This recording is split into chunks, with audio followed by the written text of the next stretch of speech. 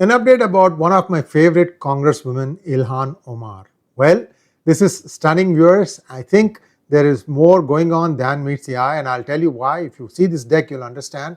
And she is so far not charged of anything, but it sounds highly suspicious. The amount involved is huge, and I'm still awaiting details on how much of the $250 million that was disbursed or stolen has been discovered. We still don't know all the details, but bits and pieces are emerging, and one more perpetrator, one more conspirator has been sentenced, and this is becoming a huge scandal in the state of Minnesota. And Ilhan Omar happens to be somebody who is very closely connected with that individual. So also the assets of Ilhan Omar, we're going to talk about that also, and some questions that refuse to go away. Here we go. It's a small slide deck. Request again, please like this video. If you have not already subscribed to our channel, do subscribe to our channel. Here we go. 𝗥𝗘𝗙𝗘𝗦 is a magic and unique place with an overwhelming history. 𝗥𝗘𝗙𝗘𝗦 is the most inspiring place I have ever visited. I am grateful to all. Omar's aide pleads guilty in $2.9 million fraud, and Omar's wealth has shot up from $50,000 to $30 million, up to $30 million. We're going to take a quick look at that $30 million also. A lot of interesting findings. The more I dig, the more I find out here, and a lot of interesting information here. I think this girl is in a lot of trouble. So what happened? There was this Feeding Our Future scandal that was $250 million worth. It was a massive fraud scheme where this exploited the federal child nutrition program during the COVID pandemic, misappropriating funds meant for underprivileged children's meals in Minnesota. It started out as $250 million fraud, but now looks like it has crept up to $300 million, and so far 52 people have been convicted, and it shows a systemic exploitation of federal programs. Acting U.S. Attorney Joseph Thompson emphasized the staggering scale of fraud in Minnesota, noting it as a part of a broader web of schemes targeting public welfare programs.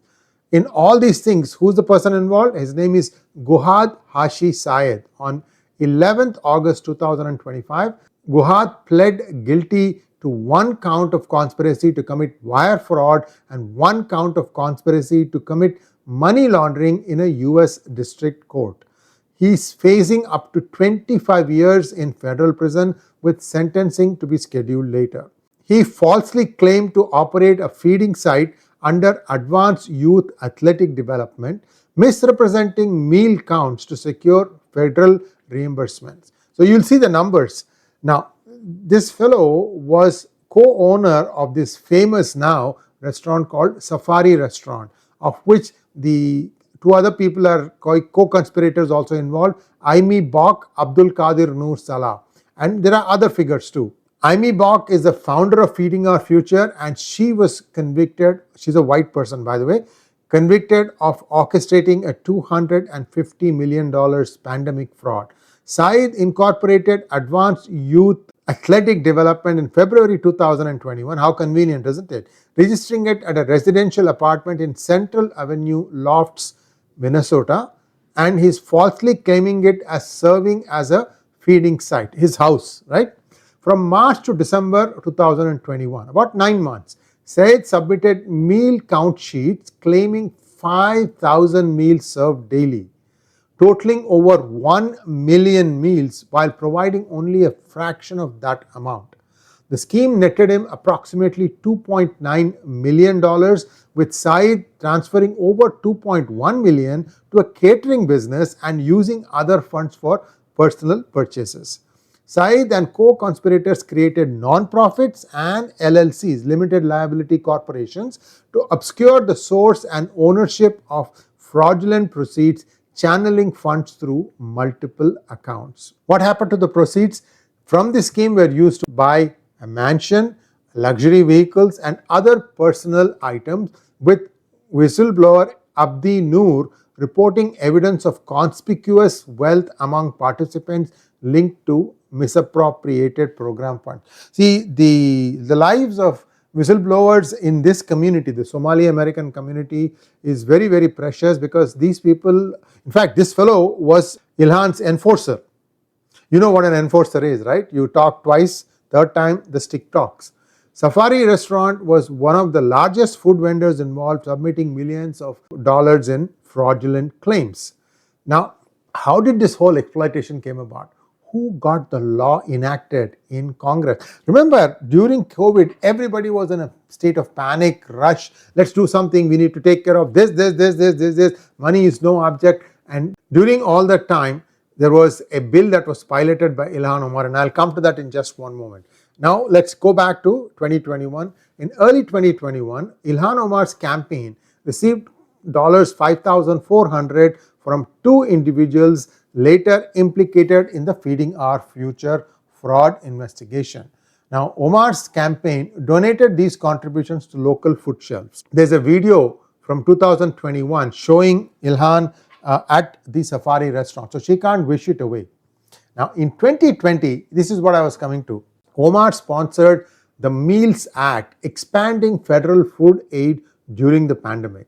While this legislation aimed to address child hunger, it inadvertently provided opportunities that were later exploited in the fraud scheme. You know, I don't buy that for a minute. These are all done deliberately with loopholes created so that they can be exploited at a later date. Her current husband, by the way, is a very colorful character, and I'll tell you all about it in the next few slides.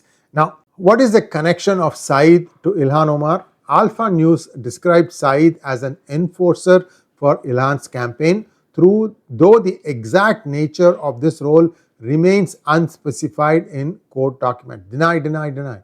Omar has not been charged or directly implicated in the Feeding Our Future scandal, but Saeed's conviction adds scrutiny of her political network. That the number now is $300 million.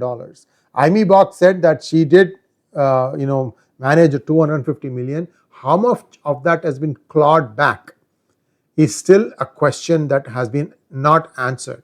Saeed ran for the Minnesota House of Representatives in 2018, indicating prior political ambitions within the state's Democratic circles. Now, in 2025, this is where the net worth went up for Ilhan Omar. You know, in 2023, her net assets were $51,000, and I'm going to show you the details, her filings in Minnesota. Then, in 2025, her net worth has jumped to between $6 million to $30 million. Well, it is claimed that the bulk of the newfound wealth is tied to her husband, Tim Mynette's business ventures. There's a story about that. I'll come to that in just a moment. Now, this guy owns Rose Lake Capital, a venture capital firm valued at $5 to $25 million. He also owns EST Crew Wines in California, valued at between $1 to $5 million. There's a story about EST Crew Wines. I'll come to that also in just a moment. So, two things I need to tell you about. One is how this Mynette character suddenly got engaged to Ilhan Omar, and second is where is his money and the controversies around that. How did, in just a matter of 1 year, couples' earnings shot up so much? Can they show the breakdown of how this money came about? The businesses showed little growth in 2024, but were valued at exponentially higher amounts in 2025 filings. So, how did that happen? We will dig into that in just a little bit. Earlier in 2024, Omar told Business Insider, "I'm not a millionaire." But then now we are seeing the new disclosure is saying that she is worth between 6 to 30 million. Now, this is the disclosure in 2024, and you can see the numbers are very, very small. You add up all that stuff, it doesn't come to much. But look at the ESTCRU LLC, 1 to 5 million, and Rose Lake Capital, 5 to 25 million. These are the things that are being looked at carefully.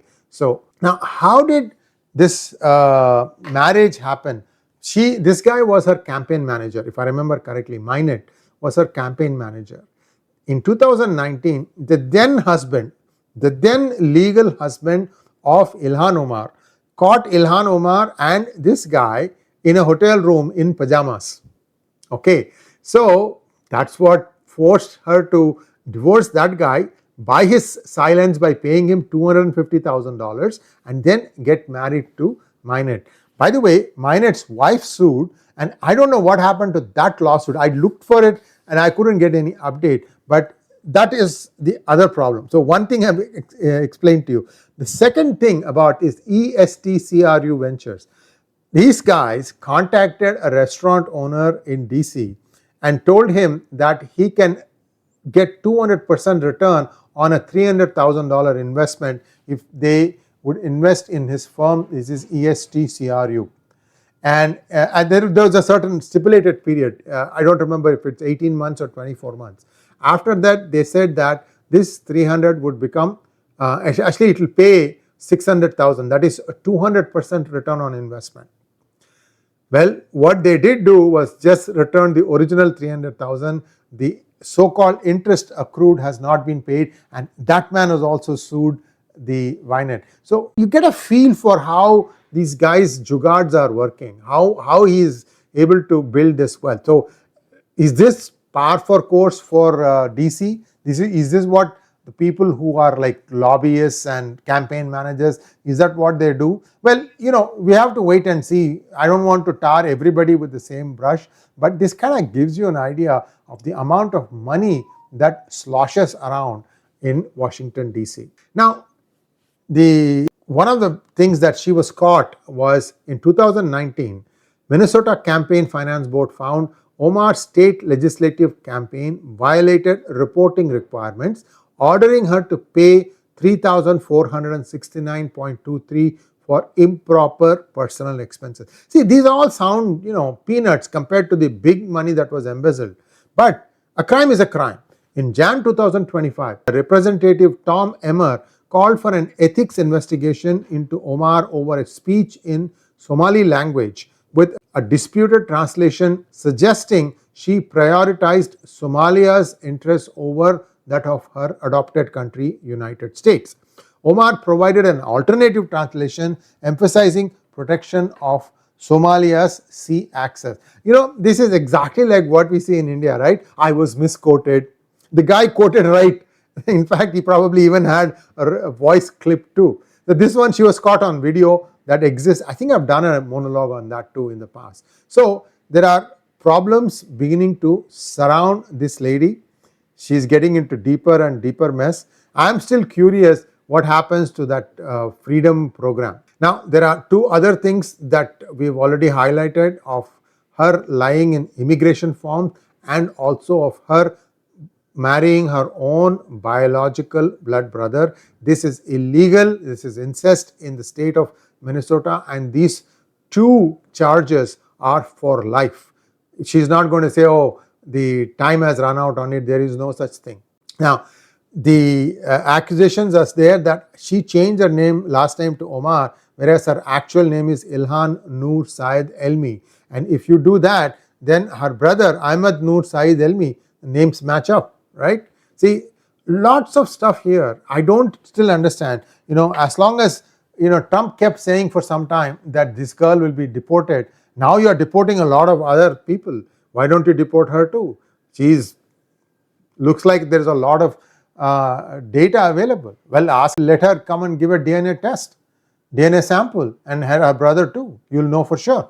Anyway, this is something that has been, burning for a while, and lately she has been keeping a bit of a low profile because of all the actions of ICE, and hopefully this will also get covered because next stop is Chicago, Illinois, and who knows, Minnesota could be after that. The big problem that comes up here is there are lots of vulnerabilities in the federal program oversight, and this needs to be plugged. This loophole has to be plugged. Now, while Omar continues to deny being a millionaire, in fact, she has ended up becoming one. So what is the Trump administration going to do? I know Trump loves her as much as I do in terms of having a laser-like focus. Lately, he hasn't said anything. I'm curious what's going to happen. In fact, I think one of the state governors also talked about Ilhan Omar and 𝗝lie Stefanik had talked about other things like banning organizations connected with Muslim Brotherhood. This girl also has allegedly got funding from there. Who knows? There are lots of things going on. I think something is brewing though, just from the silence of the interested parties. We'll see how that goes. Thanks for watching. Please like, share and subscribe to our channel. Don't forget to click on the bell button for notifications. Namaskar.